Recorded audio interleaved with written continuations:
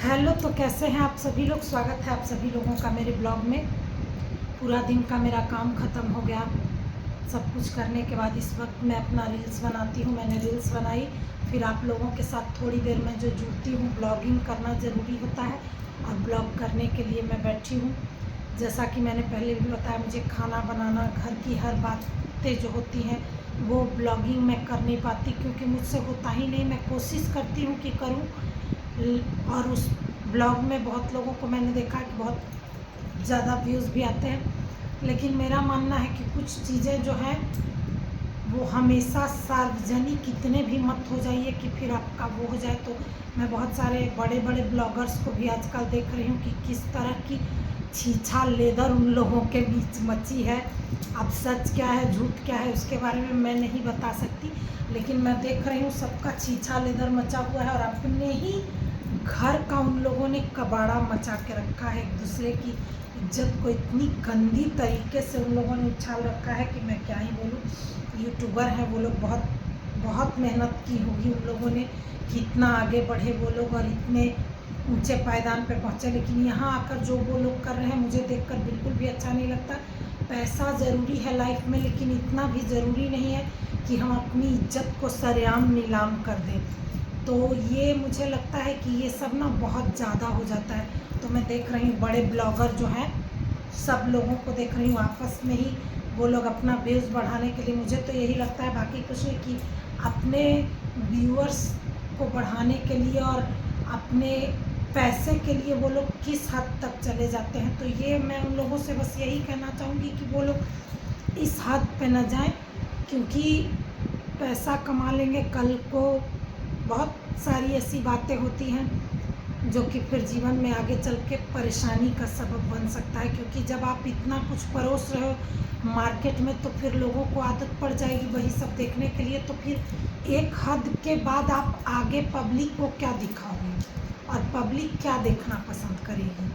क्योंकि अगर आप एक दो दिन अपने फैमिली के सारे ड्रामे दिखाते हो तो लोग को इंटरेस्ट है कि देखेंगे, लेकिन धीरे धीरे पब्लिक भी बोर हो जाएगी उस तरह के माहौल को देख के। तो मैं यही कहूँगी कि मुझे वो पसंद नहीं है कि मैं एकदम पूरे तरीके से घर के हर बात को, हर चीज़ों को बाहर सोशल मीडिया पर लाऊँ। घर के झगड़े, आपसी मनमुटाव, ये सब सोशल मीडिया पे आना नहीं चाहिए। तो मैं वो सब लाना नहीं चाहती कभी भी, कि घर का जो भी मैं क्या कर रही हूँ, कहाँ जा रही हूँ, कितने बजे कितना खाया मैंने, कौन से, मतलब बहुत सारी बातें हैं। उन सब बातों पे मैं अगर बात करने लगूँगी तो ब्लॉग बहुत लंबा चला जाएगा। तो अब मैं आती हूँ अपने काम के बारे में। ये देखिए, ये भी मेरा काम है। ये है स्टॉल का जो छोटा रूप होता है, तो ये मेरा काम है। और अभी चूँकि यहाँ मीठी मीठी सर्दी शुरू हो गई है, तो इसके कारण प्रमोशन करने को मुझे मिला है ये सब। एक तो मैं ये सब घर से, मैंने बताया ही कि मैं घर से सेल करती हूँ। जो भी मेरी जान पहचान की हैं सब लोग आती हैं तो वो, और ऊपर से उनका फ्री ऑफ कॉस्ट समझिए कि प्रमोशन होता है। फ्री क्या, मतलब वो इतना सारा सामान मुझे ला के देते हैं, सारा मैं सेल करती हूँ। फिर उसके बाद तो वो दूसरा रीज़न है। तो बहुत सारा मेरे पास आता है सर्दी के मौसम में। कश्मीर का ये सब सामान होता है ओरिजिनल। ये सब इधर मिलता नहीं है। तो एक नहीं, दो नहीं, तीन नहीं, मतलब बहुत सारे हैं। इसका डिज़ाइन तो इतना खूबसूरत है कि मैं क्या बताऊँ। जो लोग भी मुझे जानते हैं, जो लोग मेरे पास लेते हैं, तो उन लोगों के लिए मैं पिक्चर क्या खींचूँ। मैंने सोचा कि मैं ब्लॉग बनाऊंगी तो ब्लॉग में ही वो दिखा दूँगी। जिसे लेना होगा तो वो लोग आएंगी और ये सब लेंगी। तो ये देखिए कितना खूबसूरत सा स्टॉल है रेड कलर का। जो भी लेना चाहेंगी वो लोग आएंगी और लेके जाएंगी। तो ये देखिए, ये वाइट कलर का है, ये भी मुझे काफ़ी खूबसूरत लग रहा है। लाइट कलर के कपड़े मुझे अच्छे लगते हैं। पिंक हो, क्रीम कलर हो, या फिर आसमानी रंग हो, या फिर सबसे फेवरेट कलर मेरा है येलो कलर, लेमन कलर ये सब अच्छा लगता है, लेकिन ये भी देखिए कितना खूबसूरत है। तो ऐसे बहुत सारे शॉल मेरे पास अभी आएंगे और प्रमोशन भी हो जाता है और मेरा काम भी हो जाता है। तो मैं घर बैठे ये सारे काम अपना करती हूँ और मुझे अच्छा भी लगता है। तो ये पहन के बहुत बार ना मेरे मन में बहुत कुछ बोलने को आता है, लेकिन मैं बोलते बोलते रुक जाती हूँ, क्योंकि फिर मेरा दिमाग वहाँ घंटी बजती है कि ये तुम क्या बोलने जा रही हो, और अगर तुमने ऐसा बोला तो आगे फिर लोग उस पर क्या कहेंगे।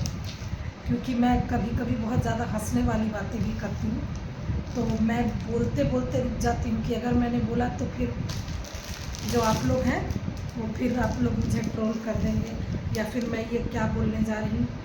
तो बहुत सारी बातें जो होती हैं जुबान पे आने के पहले ही उसे कंट्रोल करना होता है।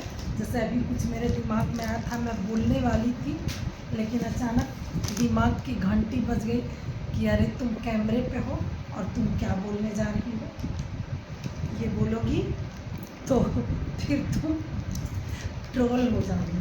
तो बस यही सब बातें हैं मेरी, जो मैं आप लोगों के साथ करती हूँ, और जो मेरे मन में आता है मैं बोलती हूँ। उसके लिए ना ही मैं कोई तैयारी करती हूँ, ना ही कुछ करती हूँ। मेरे मन में जो आता है मैं वही बातें आप लोगों से करती हूँ। ज़्यादा सोचती हूँ काम के बारे में ही आप लोगों से बातें करूँ।